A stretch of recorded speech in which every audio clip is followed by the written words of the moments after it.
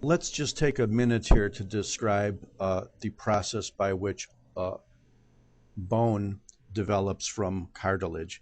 This is called endochondral calcification, a process by which mature bone develops from cartilage.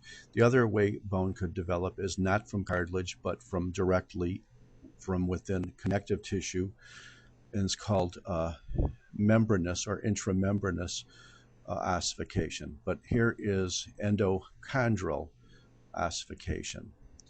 In endochondral ossification, cartilage turns into bone. And it's a very complex process. It's been studied for years, and it's one of the things that you always learn about, but nobody really uses much in routine life. Nevertheless, we could appreciate up here that we have mature bone. Here are spicules. Here is marrow. These spaces here are fat. And here's another spicule. And the spicule is lined by osteoblasts. Here's a nice rim along here. And then when they get trapped up within the spicule, they're osteocytes. However, we can see this is an epiphyseal growth plate or a cartilaginous plate between the long shaft of the bone and the end of the bone in the epiphysis.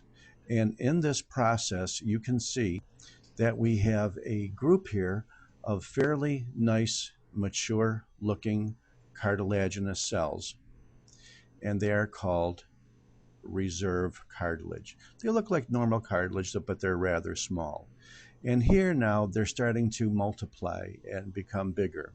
So this is called proliferative cartilage, when they line up to form these little discs and start to proliferate towards another group of cartilaginous looking cells that look very, very large with big lacunae. And this is called the hypertrophy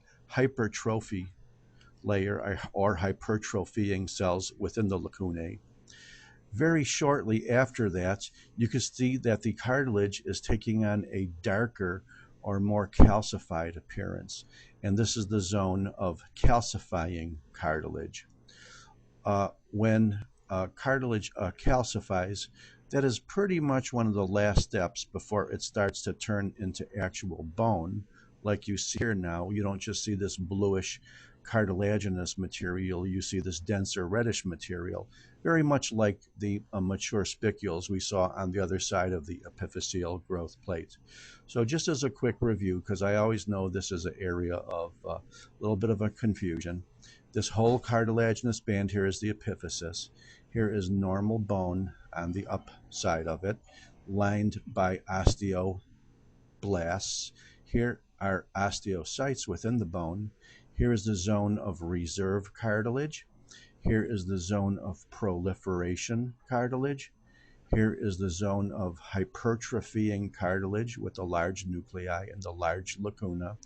When this lighter blue turns into a darker blue cartilage, it's starting to calcify, and where the calcify cartilage then actually looks once again very red, like the bone you have on the other side of the plate, that is then ossification. You can think of osteoid as being a proteinaceous matrix that hasn't calcified yet. Once it calcifies, in other words, osteoid plus calcium equals bone. I just wanted to bring this up because it's always a big subject in all histology exercises. And so I thank you very much.